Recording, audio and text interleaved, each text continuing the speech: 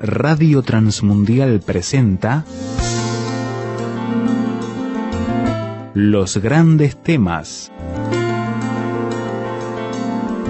Un tiempo donde el pastor Salvador de Lutri nos lleva a pensar en la problemática más profunda del ser humano. Los Grandes Temas. Libro de Génesis, el primer libro de la Biblia, el capítulo 26. Libro de Génesis, capítulo 26.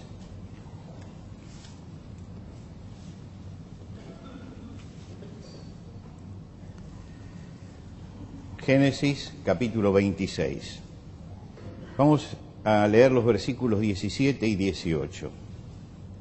Dice: Isaac se fue de allí y acampó en el valle de Gerar y habitó allí. Y volvió a abrir Isaac los pozos de agua que habían abierto en los días de Abraham su padre, y que los filisteos habían cegado después de la muerte de Abraham, y los llamó por los nombres que su padre les había llamado. Vamos a detenernos aquí en la lectura de la palabra de Dios en esta mañana. Ustedes han visto lo que pasó en el Aconcagua, que salió una disposición de que si una persona quiere subir a la Aconcagua y quiere correr la aventura de subir a la Aconcagua, tiene que hacer un depósito antes de 40.000 pesos, porque si llega a tener algún problema y hay que rescatarlo, los rescatistas los teníamos que pagar todos nosotros. Entonces alguien practicaba el deporte, después se quedaba arriba, se quedaba trabado en algún lugar, había que irlo a buscar, nosotros pagábamos los helicópteros, los rescatistas, todo, y todo el gasto que hay para poder rescatarlos. Entonces, en ese momento, él corría un riesgo, pero nosotros también corríamos un riesgo. Ellos corrían el riesgo de la vida y nosotros corríamos el riesgo de tener que pagar todo eso. Y entonces, el gobierno de Mendoza dijo: no, el riesgo lo tienen que correr uno solo. El que va corre el riesgo de su vida y corre el riesgo económico de que lo tengamos que rescatar. Y fue un hecho de justicia, porque todos tenemos que aprender a correr riesgos. Yo quiero hablar durante 3 domingos acerca de algunos riesgos espirituales que corremos y de algunas respuestas que da la palabra de Dios para esos riesgos espirituales que cada uno de nosotros puede llegar a transformarse en un peligro destructivo para nuestra vida. Isaac, ustedes saben, de quien hemos leído, fue el hijo de Abraham. Fue un hombre nómade en el desierto, es decir, él viajaba permanentemente, como todos los pastores de la época, se establecía en un lugar durante el tiempo que había pastura, después se movían a algún otro lugar. Y en un momento dado él se instaló en Gerar, la historia es muy larga, usted después puede leerla, y tuvo problemas allí, y salió porque tenía que instalarse en otro lugar. Y cuando salió para instalarse en otro lugar, lo primero que buscó, y lo acabamos de leer, son los pozos de agua. Son los pozos de agua. Es decir, él no pensó ni en la tienda, ni en el lujo, él pensó fundamentalmente que lo que uno necesita para vivir es que el pozo de agua esté cerca. Y en aquel momento, en el desierto, era muy difícil hacer esto. Los pozos de agua costaba muchísimo abrirlos. Llegar al agua surgente era bastante difícil. Pero los hombres del desierto se arriesgaban a cavar en las entrañas de la tierra. No se conformaban con una cisterna que tomara agua estancada, sino que buscaban lo que ellos llamaban el agua viva. El agua viva es el agua surgente, el agua que corre. Así que cavaban un pozo para tener el agua viva. Podían cavar también una cisterna para recoger el agua allí. Pero esa agua, el agua que se recogía en ese lugar se echaba rápidamente a perder. Por lo tanto, ellos buscaban el agua viva porque si tenían agua viva, se aseguraban la vida y la salud para ellos, para su familia y para su ganado. Por lo tanto, era fundamental para Isaac abrir en ese momento estos pozos de agua. Abraham había cavado pozos de agua. Los filisteos, que eran los enemigos, cuando salió Abraham, taparon los pozos de agua. Usted dice, es una medida demencial tapar un pozo de agua, y es verdad, es una medida demencial. ¿Por qué no los usaron ellos? Bueno, el mal nunca tiene explicación, ¿no? Se hace el mal por el mal mismo. Ellos taparon esos pozos de agua.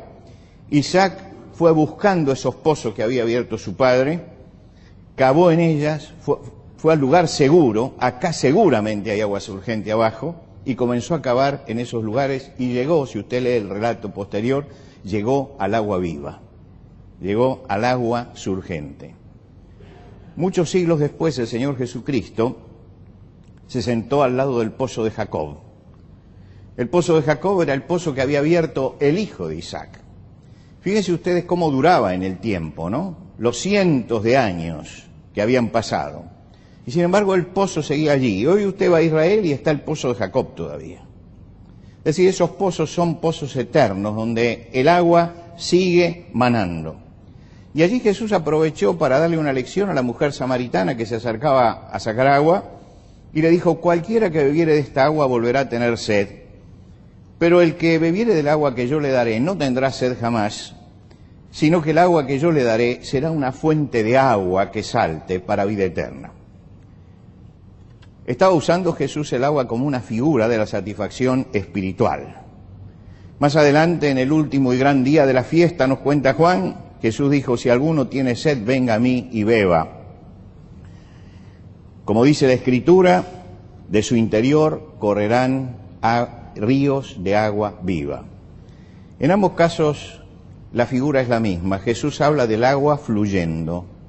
A la samaritana le dijo: será en él una fuente que salte para vida eterna. No está hablando del agua estancada, está hablando del agua viva. Y en el segundo pasaje, él dice: de su interior correrán ríos de agua viva. Es decir, el agua que está en constante actividad. ¿Y por qué usaba Jesús esta figura? Porque él está describiendo la vida espiritual de las personas, está describiendo nuestra vida espiritual. Él dice que la fe en Jesucristo, el agua que él da, tiene que hacer en nosotros el efecto de la plenitud, de la llenura, de la frescura y de la renovación constante. La vida cristiana es eso, es acercarnos a Cristo para que Cristo nos dé esa satisfacción que necesitamos, la plenitud que nosotros necesitamos, la llenura en nuestra vida, que no sintamos vacíos interiores, la frescura, la renovación constante de una vida que no es aburrida porque está caminando, andando, avanzando permanentemente, que es una vida plena donde la paz está presente, donde la alegría está presente y donde la esperanza está presente. Mis hermanos, esto es la base de la vida cristiana. El cristiano es aquel que ha recibido la paz de Cristo. Mi paz os dejo, la paz os doy. Que tiene la alegría de Cristo. ¿Por qué? Porque Él ha dicho: les hablo para que la alegría de ustedes sea completa, para que el gozo sea completo, la alegría de ustedes sea completa. Y en la oración final, antes de ir a la cruz, cuando Jesús oró, dijo: digo estas cosas mientras estoy en el mundo, para que ellos se llenen de la misma perfecta alegría que yo tengo. Quiere decir que el Señor nos llama a la paz, nos llama a la alegría, nos llama a la esperanza. Y esto fue una realidad que vivían los primeros cristianos. Los primeros cristianos no tenían una vida cómoda, tenían una vida bastante dura, muy dura, en medio de persecuciones y en medio de pobrezas y como parte de un pueblo sometido.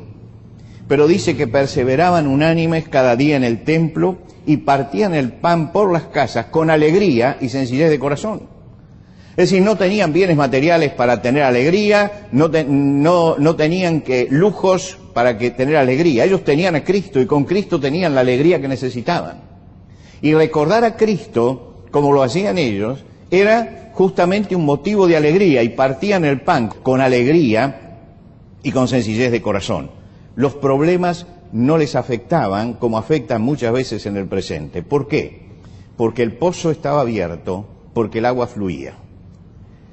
Hay cristianos que llegan a Cristo, se arrepintieron de sus pecados, se convirtieron a Cristo y sin embargo no viven esa experiencia espiritual de gozo, de paz, de plenitud en sus vidas. Hoy nosotros celebramos la Cena del Señor como los primeros cristianos. Partimos el pan recordando el cuerpo y tomamos de la copa recordando la sangre de Cristo. Y lo hacemos solemnemente, reverentemente. Es la característica que imprimimos a la Cena del Señor. Pero tal vez la pregunta que nos tenemos que hacer esta mañana, después de haber celebrado la cena, es si además de solemnidad y además de reverencia, si además hay alegría, gozo, paz y esperanza en nuestros corazones. Si lo hemos hecho verdaderamente con alegría, si sentimos en este momento el mismo fervor que tuvimos el día que llegamos a Cristo, si valoramos el privilegio de estar con el Señor. Estas son las preguntas que tenemos que hacernos. Porque nosotros podemos poner a algo mucha solemnidad y podemos poner mucha reverencia.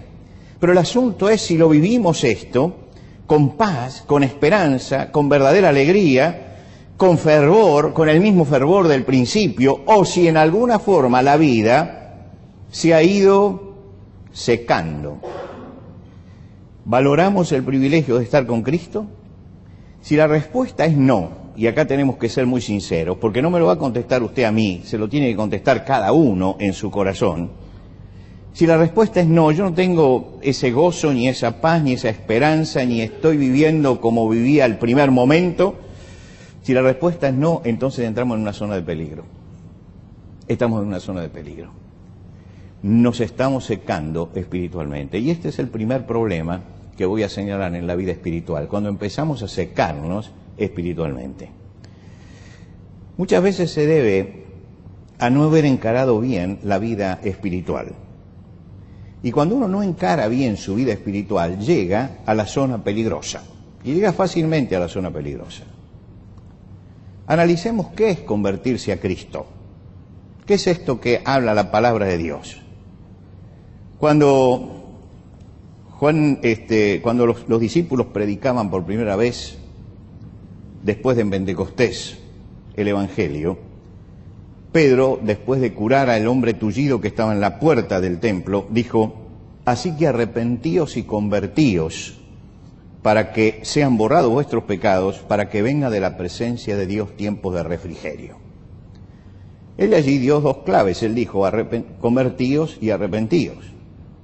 Arrepentimiento apunta a la mente, yo tengo que cambiar mi forma de pensar. Ese es el arrepentimiento, no es solamente que yo llore por el pasado, hay gente que llora por el pasado, usted va a la cárcel y hay un montón que lloran por el pasado, pero ninguno está arrepentido. Lloran porque están adentro, si estaban afuera nadie lloraba. Entonces el arrepentimiento no tiene tanto que ver con el pasado, sino tiene que ver con el futuro. Tiene que ver con el cambio de mente y de forma de pensar. Llegué a Cristo y empieza a cambiar mi forma de pensar. Y la conversión apunta a la conducta. Ahora me doy vuelta. Convertirse, ¿qué es? Es girar, darse vuelta. Quiere decir que ahí hay un acto que fue enfatizado mucho por Juan el Bautista. Ustedes se acuerdan que él dijo: arrepentíos porque el reino de los cielos se ha acercado. Y después venía la gente y le preguntaba: ¿qué haremos? Y él decía: bueno, hay que cambiar esto, hay que cambiar esto, hay que cambiar lo otro. Quiere decir que a cada uno les enseñó Juan el Bautista el arrepentimiento y la conversión. Cambiar de mente, acercarme a Cristo, confesar mis pecados, empezar una nueva vida y entonces enfocar mi vida hacia otro lado.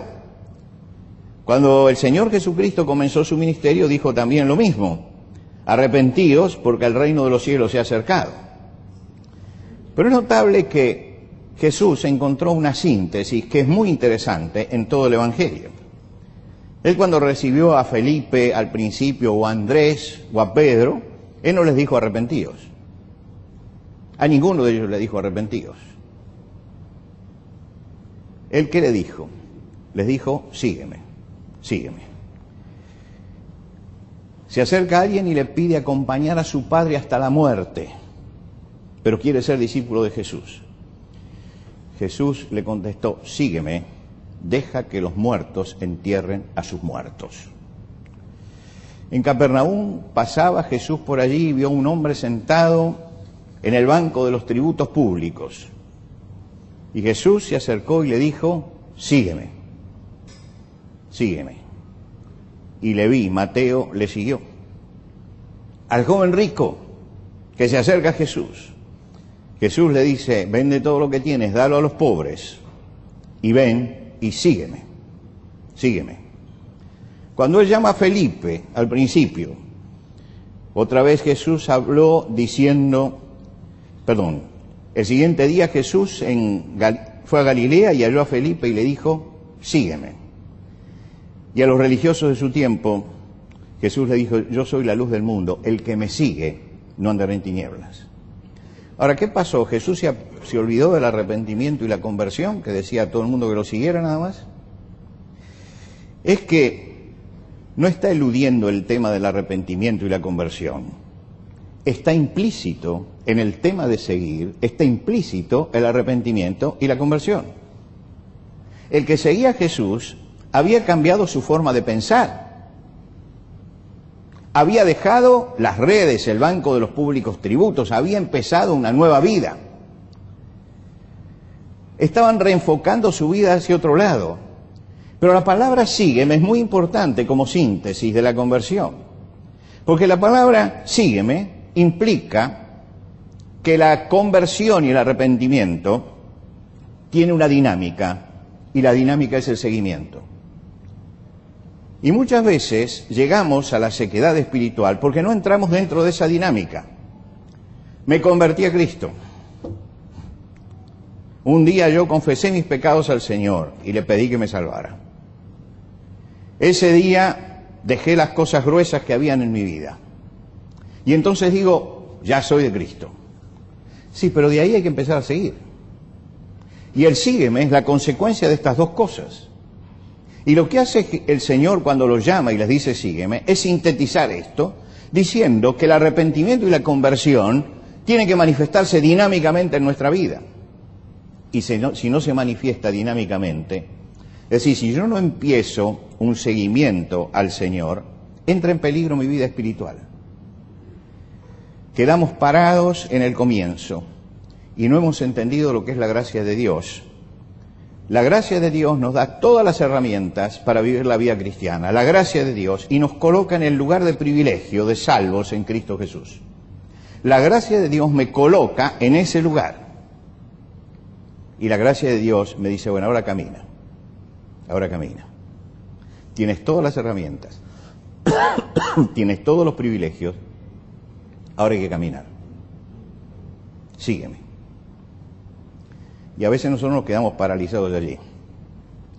Porque alguien tenga todas las herramientas de la carpintería no es un carpintero. Para ser un carpintero tiene que saber usarlas. Y tiene que manejarse. Y tiene que andar.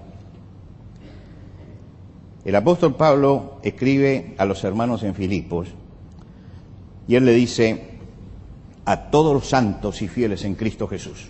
Está diciendo, ustedes son todos salvos en Cristo Jesús. Yo les escribo a ustedes. Luego le habla de la obra de Dios. Y les dice, estando persuadido esto, que el que comenzó en vosotros la buena obra, la perfeccionará hasta el día de Cristo. Ahora usted va leyendo la carta a los Efesios y dice, fenómeno. En primer lugar, yo soy un santo y fiel en Cristo Jesús. En segundo lugar, estoy persuadido de esto, que el que comenzó la buena obra la va a terminar. Pero usted tiene que pasar al capítulo 2.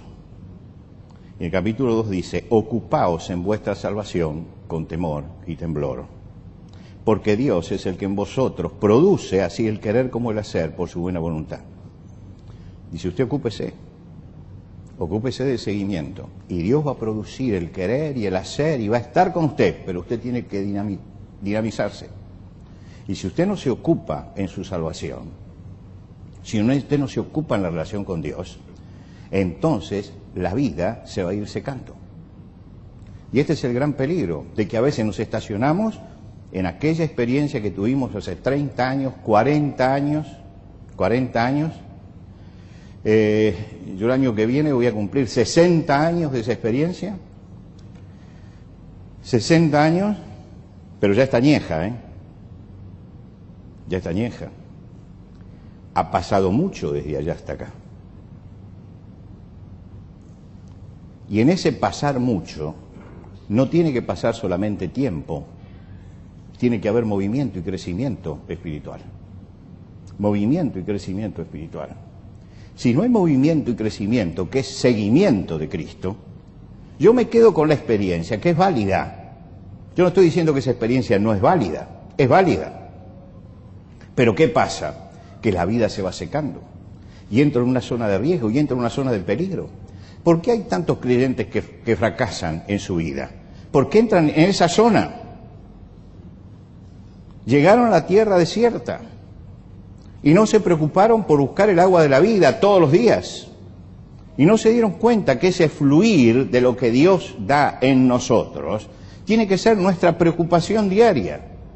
Por eso Jesús subrayaba, seguir, seguir, seguir. Y uno dice, ¿se olvidó? No, no se olvidó. Está diciendo, esto es dinámico, esto no es estático. Y la vida espiritual tiene que ser dinámica. La búsqueda del Señor cada día, la búsqueda del acercamiento a la palabra de Dios cada día, la búsqueda del rostro del Señor en oración cada día, el compromiso que yo tomo con Cristo, todo eso tiene que estar activo. Y eso es ocuparme en mi salvación con temor y temblor. No quiere decir Pablo allí que uno tiene que ocuparse para ser salvos, sino tiene que ocuparse porque ha sido salvo por Cristo. Y porque soy salvo por Cristo, entonces tengo que activar mi vida espiritual. Isaac llegó a la tierra desierta. Y cuando llegó a la tierra desierta buscó los pozos que había abierto su padre.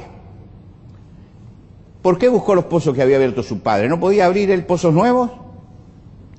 Es que estos eran los pozos seguros. Eran los pozos donde realmente había agua. Y por eso, Jeremías, en un tiempo de crisis donde el pueblo estaba en sequedad espiritual, él dice, paraos en los caminos y preguntad por las sendas antiguas cuál sea el buen camino y andad por él. Es decir, la búsqueda de eso que hizo fuerte a los hombres del pasado es justamente lo que nos va a hacer fuertes a nosotros. No podemos inventar nada, no podemos inventar nada. No hay otra salida más que esa. Hay mucha gente que quiere atajos espirituales. Es decir, ¿cómo puedo rápidamente tener esto? Entonces busca a alguien que le imponga las manos y que ore o alguna otra cosa así. Pero hermano, si no practicas tu vida espiritual todos los días, te puede imponer la mano el ángel Gabriel y no va a pasar nada. Porque el problema pasa por otro lado. El problema está pasando en que uno tiene que buscar esos pozos antiguos. Cuando nosotros abrimos la palabra de Dios, este libro nos habla de gente que ya se murió. Entonces dice, la Biblia habla de hombres que murieron. Pero Dios no murió con ellos, Dios no murió con ellos. Dios está presente y activo. Y este Dios presente y activo es aquel que tiene que movilizar nuestra vida cada día. Y yo tengo que buscarlo a Él. Y tengo que buscarlo en los pozos de agua. Y acá yo tengo los pozos de agua. Porque cuando yo leo el Evangelio, me habla de Pedro que murió, de Pablo que murió, de Lucas que murió. Y leo el Nuevo Testamento y me está hablando de toda gente que murió. Pero me está hablando de un Dios que está vivo y que sigue actuando como actuó con Pablo, con Pedro, con Juan y con toda la gente de su tiempo. Ese Dios activo es el que yo tengo que buscar. Y busco en el pozo de agua y encuentro la frescura de la palabra de Dios. Por supuesto que los filisteos cegaron los pozos. Porque los filisteos es la obra del enemigo que trata de tapar los pozos de agua para que yo no crezca espiritualmente. Y Satanás, que ya no puede tenerme porque soy de Cristo, sí puede esterilizarme y amargarme la vida como cristiano, cegándome los pozos de agua. Por lo tanto, cuando Jesús le decía a los apóstoles que llamaba, a los discípulos que llamaban, seguid, seguid, seguid, les estaba diciendo, miren que la vida a la que yo los llamo es una vida dinámica, es una vida de movimiento, no es esa vida estática que ustedes tienen. No es esa vida de voy 3 veces a la semana o 2 veces a la semana a la iglesia, me siento, canto, ofrendo y se acabó. Y esto hace mi vida espiritual. No, tu vida espiritual es un compromiso de todos los días con Cristo. Es un alimentarlo todos los días. Nadie crece espiritualmente por escuchar los sermones del domingo. Nadie crece.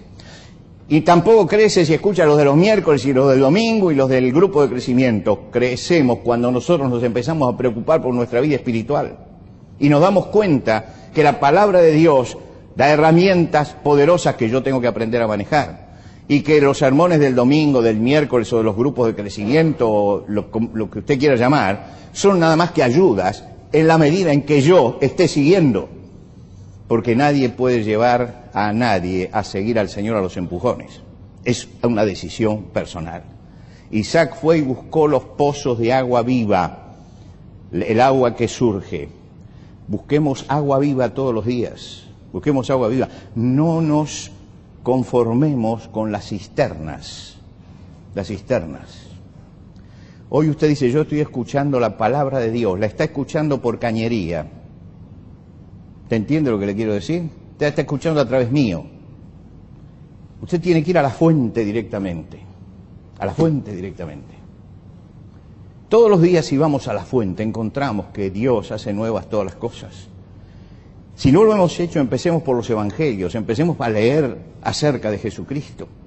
Y no nos empachemos de evangelio, leyendo todo el evangelio en una tarde, sino vayamos leyendo de a poco y meditando y pensando, allí está el agua viva. Y entonces vamos a ir acercándonos cada vez más al Señor. Y no vamos a pensar solamente que la experiencia cristiana es un día que acepté a Cristo y me salvé y me convertí, sino que es una experiencia de conversión cotidiana, donde todos los días tengo que convertirme de algo. Todos los días me estoy convirtiendo. ¿Usted es perfecto? Si no es perfecto, entonces hay algo que tiene que dejar. Hay algo en lo que me estoy enfocando mal. Y si me estoy enfocando mal, ¿qué tengo que hacer? Girar, darme vuelta. Quiero decir que yo me convertí un día para salvación, allí cuando llegué a Cristo. Pero después todos los días tengo que ir corrigiendo mi vida. Todos los días tengo que ir mirando cómo actúo. Todos los días tengo que observar mis contestaciones, la forma de hablar, la forma en que trato a la gente que tengo alrededor, la forma en que me relaciono con el Señor. Todo esto lo tengo que mirar todos los días.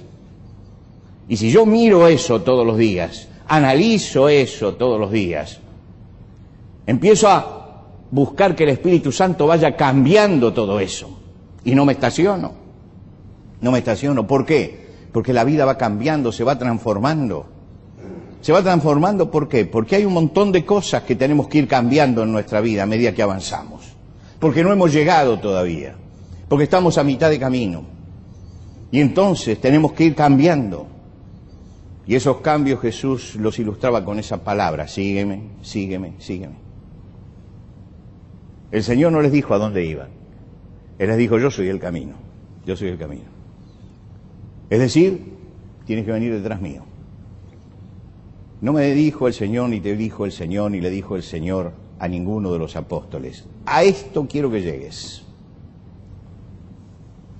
El Señor los llevó simplemente. Simplemente. Y les dijo, bueno, el oficio que yo les doy es este.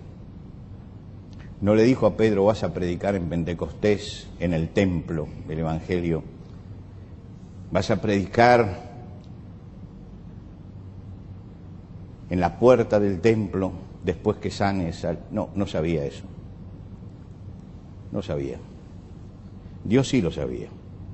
Pero dijo, sígueme, sígueme. Y Pedro, en un momento dado frente a la cruz, ya se desvió. ¿Se acuerdan ustedes? Lo negó a Jesús. Y cuando Jesús lo llamó en el mar de Galilea y habló con él, Jesús le dijo, sígueme, sígueme, sígueme. Y Pedro se dio vuelta y vio a Juan y dice, ¿y qué va a pasar con este? ¿Qué te importa lo que va a pasar con este? Tú sígueme, sígueme. No mires al costado, sígueme.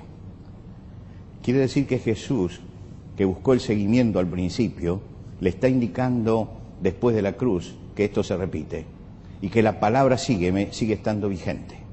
Que no llegaste, Pedro, todavía me tenés que seguir. Y me tendrás que seguir hasta el último momento.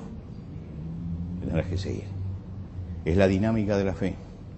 Y entonces Pedro, que aprendió esto ese día, se transformó en un caudal de vida para los demás. Y predicó en Pentecostés y allí 3.000 y 5.000. Y toda esa gente recibía de un caudal que había en él, donde realmente la presencia de Cristo era el agua que saltaba para vida eterna. Pedro se murió, pero Dios no se murió con él. Y el mismo Dios que lo tomó puede tomar nuestra vida en el día de hoy y puede hacer que nuestra vida sea una vida llena de plenitud, como fuera de Él. Y esto es lo que Dios quiere para cada uno de nosotros. No corramos riesgos, busquemos la respuesta que hay en Cristo Jesús.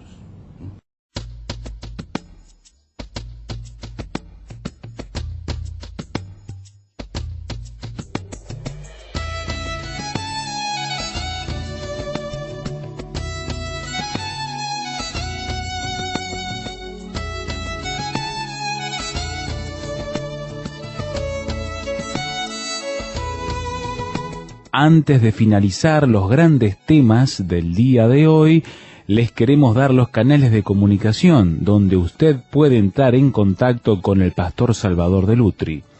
Por carta, hágalo a Los Grandes Temas, casilla de correo 5051, Montevideo, Uruguay. Los Grandes Temas, casilla de correo 5051, Montevideo, Uruguay. Y el correo electrónico losgrandestemas@transmundial.org.